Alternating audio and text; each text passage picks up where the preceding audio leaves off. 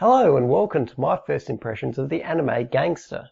Now this first impressions video is going to be based off the first 3 episodes of the show, as that's how long I feel I need with the show in order to get a solid opinion of it.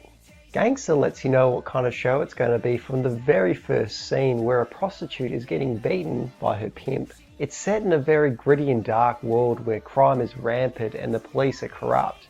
Even the police who aren't corrupt can't really do much because of the overwhelming amount of crime they have to deal with. The story follows a group called the Handymen who specialise in going after gangs or criminals who overstep their bounds. At this point, the story hasn't really progressed all that much, as the focus has mostly been on the characters of Gangsta. The first main character and the muscle of the Handymen is Nicholas. While he is at times very violent, very brutal, he shows a lot of compassion for the people who are weaker and less fortunate than him. Nicholas is very unique as he's the first deaf protagonist that I've ever seen in an anime. There may have been others, however up to this point I haven't really come across any. The reason why Nicholas is the muscle of the Handyman is because he is part of a very strong race of people that carry around dog tags. Not much is known about how these people came to be at this point, however everybody knows that when you see a guy carrying around a set of dog tags, you run for the hills because they are extremely powerful. The second member of the Handyman is Warrick, who's the smooth talker of the group.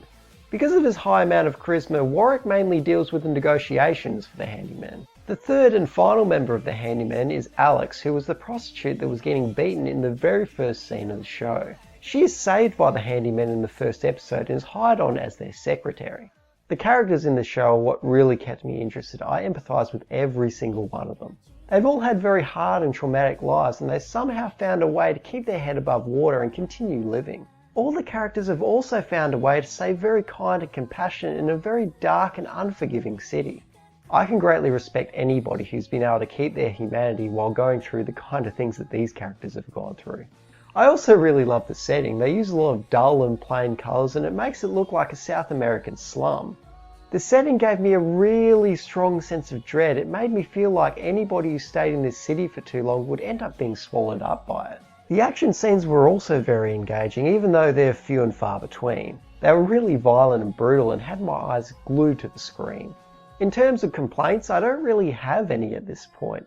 I kind of wish the story would get moving a little bit faster, however I also understand that they want to keep the first episodes to focus on developing the characters and the setting. At this point I'm thoroughly enjoying Gangsta and I'm very eager to get back to watching it.